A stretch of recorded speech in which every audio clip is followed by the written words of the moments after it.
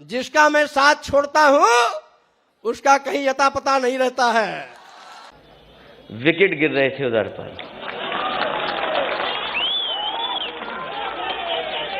हालांकि हमारे बाबा मुख्यमंत्री क्रिकेट खेलना नहीं जानते। अगर वो क्रिकेट भी जानते होते अब तो उनसे कैच छूट गया।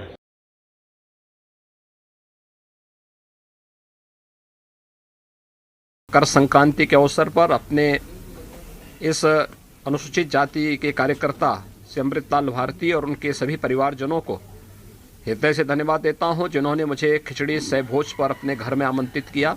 आज 14 जनवरी मकर संक्रांति भारतीय जनता पार्टी के अंत का इतिहास लिखने जा रहा है।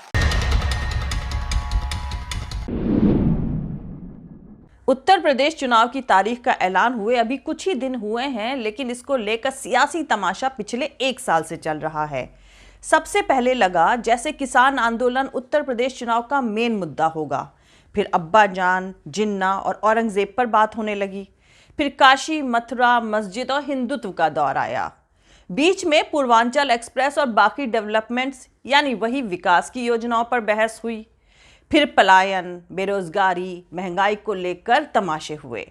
रह रहकर कोरोना महामारी के खराब मैनेजमेंट पर सवाल उठे, तो कभी किसान सम्मान निधि और मुफ्त राशन को गेम चेंजर करार दिया गया, और फाइनली अब पिछले 4 दिनों से ओबीसी वोट बैंक की चर्चा है।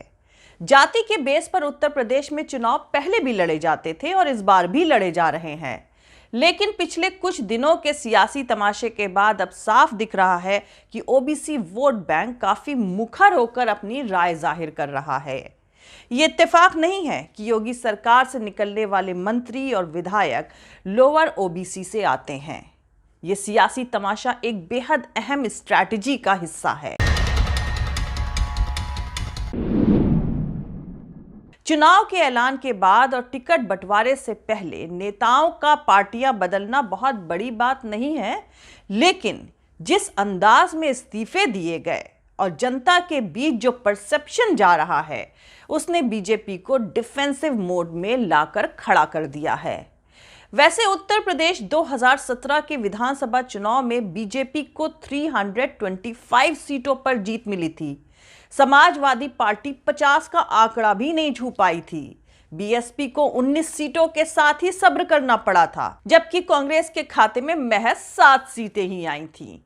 इलेक्शन में सियासी पार्टियों की कामयाबी और नाकामयाबी कई बातों पर डिपेंड करती है, जैसे पार्टी का संगठन और बूथ मैनेजमेंट कैसा है, टिकट बंटवारे में किन किन बातों का ख्याल रखा गया, हर सीट का जातिगत इक्वेशन कैसा है, पार्टी ने अलायंस यानी गठबंधन किसके साथ किया है, इलेक्शन से पहले प्रोपेगेंडा यानी अगर आसान लैंग्वेज में कहा जाए तो प्रचार प्रसार किसने कितना किया, वगैरह वगैरह।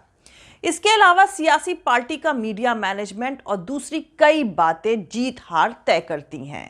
इस बार कोरोना महामारी भी एक बहुत बड़ा फैक्टर है, लेकिन बड़े लेवल पर अगर देखें तो उत्तर प्रदेश में मेन मुकाबला बीजेपी और समाजवादी पार्टी के बीच है।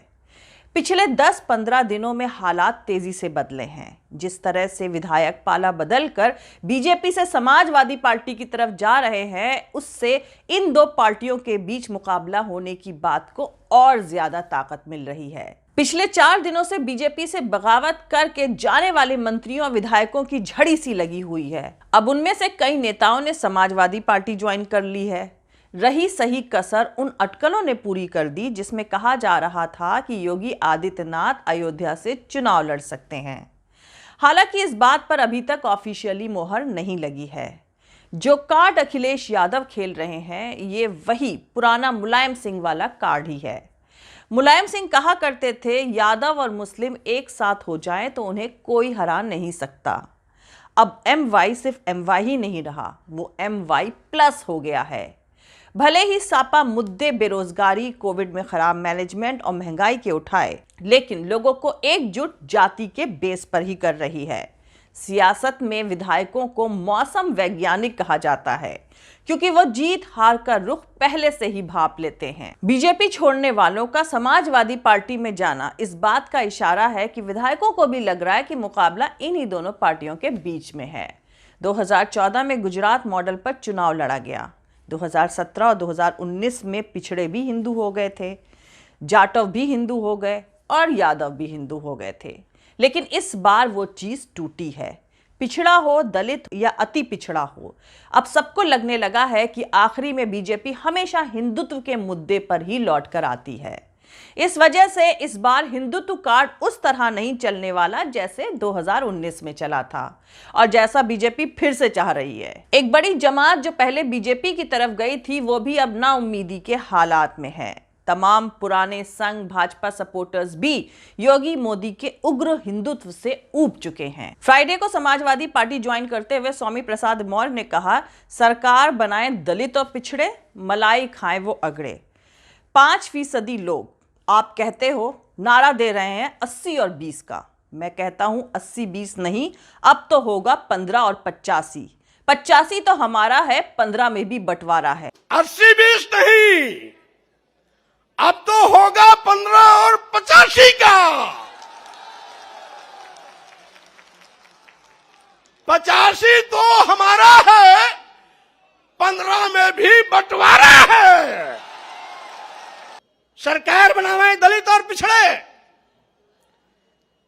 और मलाई खामे वो लोग अगड़े 5% लोग। आज के बाद पूरे उत्तर प्रदेश में एक ऐसा जनसैलाब उमड़ेगा और चलेगा, एक ऐसी आंधी चलेगी, एक ऐसी सुनामी चलेगी जिसमें भारतीय जनता पार्टी के पर खचे उड़ जाएंगे, कहीं भी ठिकाना नहीं मिलेगा। फिर पुराने आंकड़े दहाई पर लाके खड़ा करने का काम करूंगा। सुनामी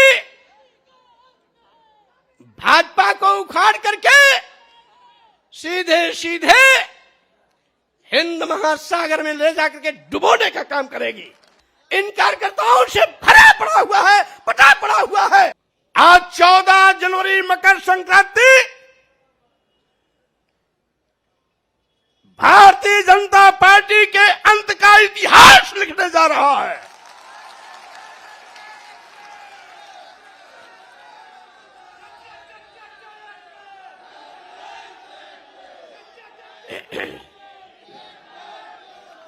आज भारतीय जनता पार्टी के वो बड़े बड़े नेता जो कुंभकर्ण नींद सो रहे थे, जिनको कभी विधायकों, सांसदों और मंत्रियों से बात करने का वक्त नहीं मिलता था, हम लोगों के इस्तीफा देने के बाद उनकी नींद हराम हो गई है, नींद ही नहीं आ रही है।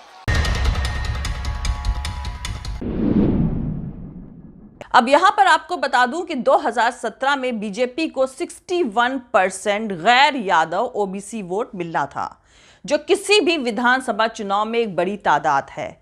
जिस तरह की स्ट्रैटेजी के साथ गैर यादव ओबीसी बीजेपी का साथ छोड़ रहे हैं और समाजवादी पार्टी में जा रहे हैं, वो एक माहौल बना रहे हैं। सब मंत्री और विधायक एक साथ भी बीजेपी छोड़ सकते थे, लेकिन एक एक करके छोड़ना ये बताता है कि सब कुछ एक स्ट्रैटेजी का हिस्सा है, माहौल बनाने की कवायद है। इस वजह से पिछले कुछ दिनों से बीजेपी डिफेंसिव मोड पर दिख रही है। जो वोटर खुद अपना रुख तय नहीं कर पाते, उनके लिए ये माहौल बहुत मायने रखता है। बहुत सी बातें अभी कही जा चुकी हैं, लेकिन हम ये कह सकते हैं कि जो गिनती हम लोगों ने बताई थी, मंच पे बैठे हुए लोग और यहां पर आए हुए सभी हमारे साथी और जो लोग समाजवादी रास्ते पर हैं और अंबेडकरवादी लोग हैं, ये दोनों लोग मिलकर के हो सकता है आक्रोश का साथ ले लेंगे तो हो सकता है 400 सीटें भी ये गठबंधन जीत जाए। ये जो उत्तर प्रदेश के बाबा मुख्यमंत्री हैं, फेल हो चुके हैं। कितने भी दिल्ली वाले आए,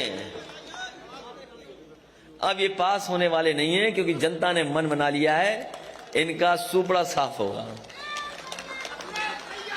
और इस बार तो ऐसा बीजेपी वाले हिट विकेट हुए कि हमारे तमाम नेताओं की स्ट्रेटजी नहीं समझ पाए। वो स्ट्रेटजी नहीं समझ पाए। अगर स्ट्रेटजी समझ गए होते तो पता नहीं क्या करते वो लोग, न जाने कौन से डैमेज कंट्रोल में लग जाते। और हमें खुशी ये है कि इस बार पत्रकार साथियों को भी नहीं पता लगा।